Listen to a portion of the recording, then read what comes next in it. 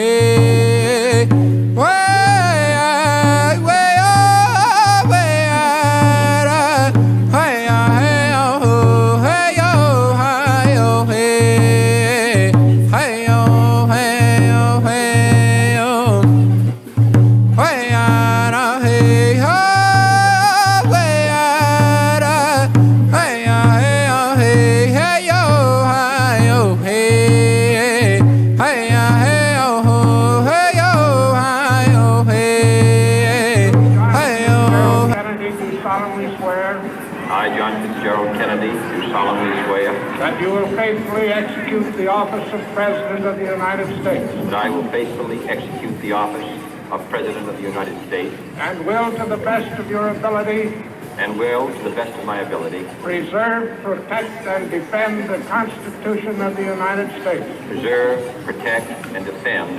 the Constitution of the United States. So help you God. So help me God.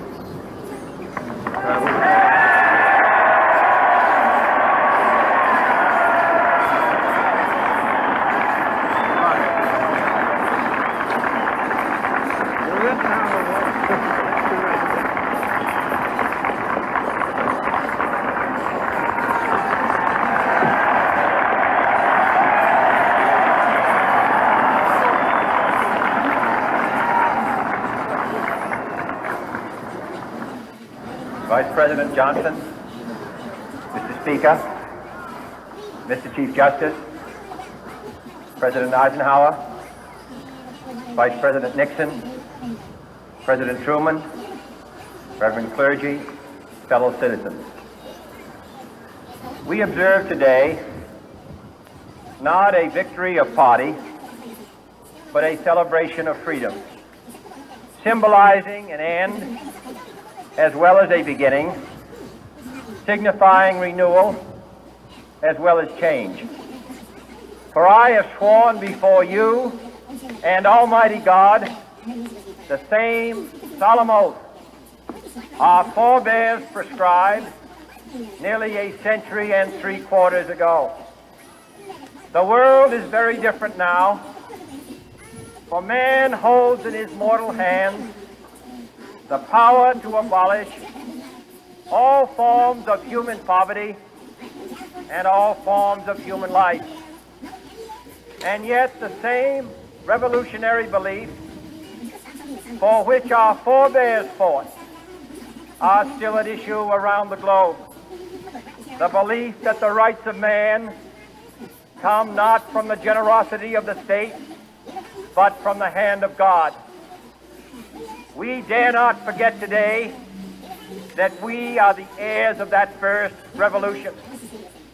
Let the word go forth from this time and place to friend and foe alike that the torch has been passed to a new generation of Americans born in this century, tempered by war, disciplined by a hard and bitter peace, proud of our ancient heritage, and unwilling to witness or permit the slow undoing of those human rights to which this nation has always been committed and to which we are committed today at home and around the world.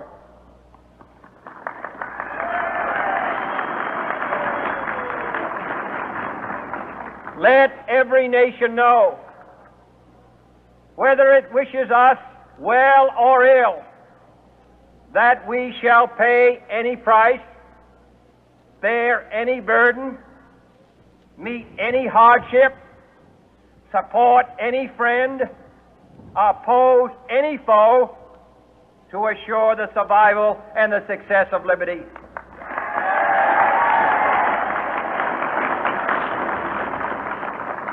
This much we pledge and more. To those old allies whose cultural and spiritual origins we share, we pledge the loyalty of faithful friends. United, there is little we cannot do in a host of cooperative ventures. Divided, there is little we can do. For we dare not meet a powerful challenge at odds and split asunder. To those new states whom we welcome to the ranks of the free, we pledge our word that one form of colonial control shall not have passed away merely to be replaced by a far more iron tyranny. We shall not always expect to find them supporting our view, but we shall always hope to find them strongly supporting their own freedom, and to remember that in the past, those who foolishly sought power by riding the back of the tiger ended up inside.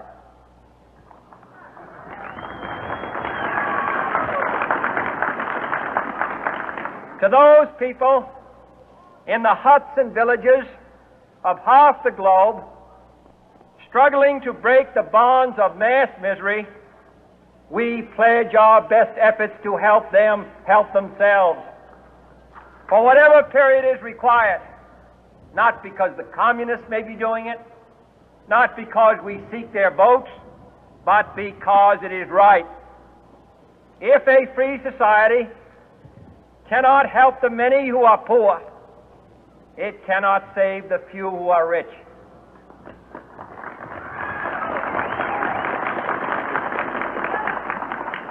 To our sister republics south of our border, we offer a special pledge to convert our good words into good deeds, in a new alliance for progress, to assist free men and free governments in casting off the chains of poverty. But this peaceful revolution of hope cannot become the prey of hostile powers. Let all our neighbors know that we shall join with them to oppose aggression or subversion anywhere in the Americas. And let every other power know that this hemisphere intends to remain the master of its own house.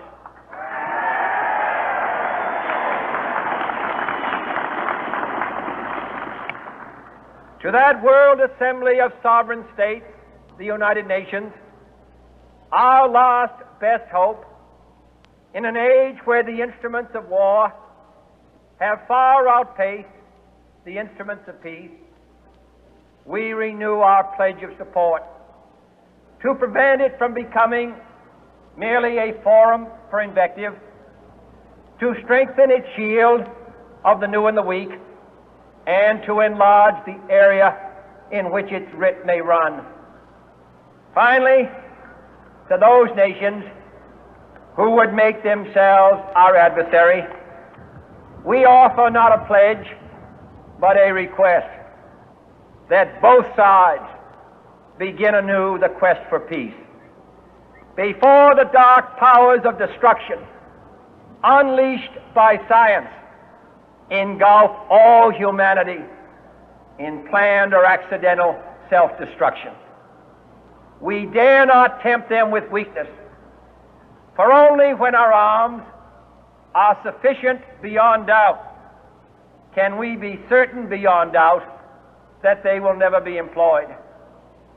But neither can two great and powerful groups of nations take comfort from our present course, both sides overburdened by the cost of modern weapons, both rightly alarmed by the steady spread of the deadly atom, yet both racing to alter that uncertain balance of terror that stays the hand of mankind's final war. So let us begin anew, remembering on both sides that civility is not a sign of weakness, and sincerity is always subject to proof. Let us never negotiate out of fear, but let us never fear to negotiate.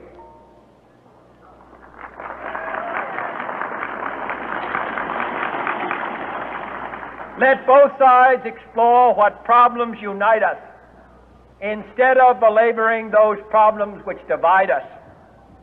Let both sides, for the first time, formulate serious and precise proposals for the inspection and control of arms, and bring the absolute power to destroy other nations under the absolute control of all nations.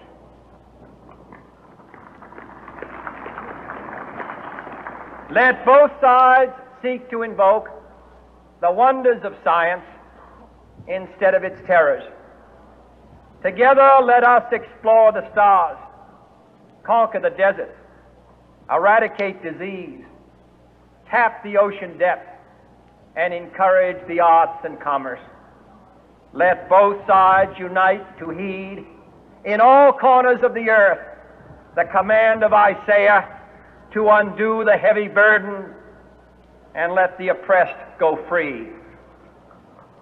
And if a beachhead of cooperation may push back the jungle of suspicion, let both sides join in creating a new endeavor, not a new balance of power, but a new world of law, where the strong are just and the weak secure and the peace preserved.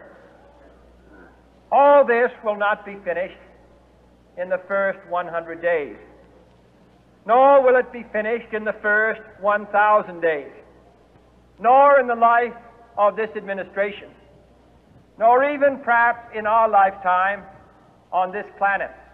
But let us begin.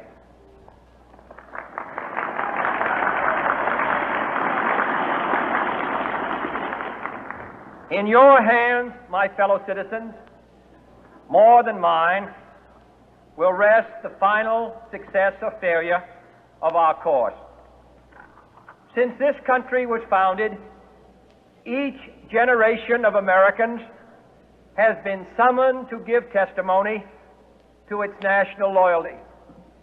The graves of young Americans who answered the call to service surround the globe. Now the trumpet summons us again, not as a call to bear arms, though arms we need, not as a call to battle, though in battle we are, but a call to bear the burden of a long twilight struggle, year in and year out, rejoicing in hope, patient in tribulation, a struggle against the common enemies of man, tyranny, poverty, disease, and war itself. Can we forge against these enemies a grand and global alliance, north and south, east and west, that can assure a more fruitful life for all mankind? Will you join in that historic effort?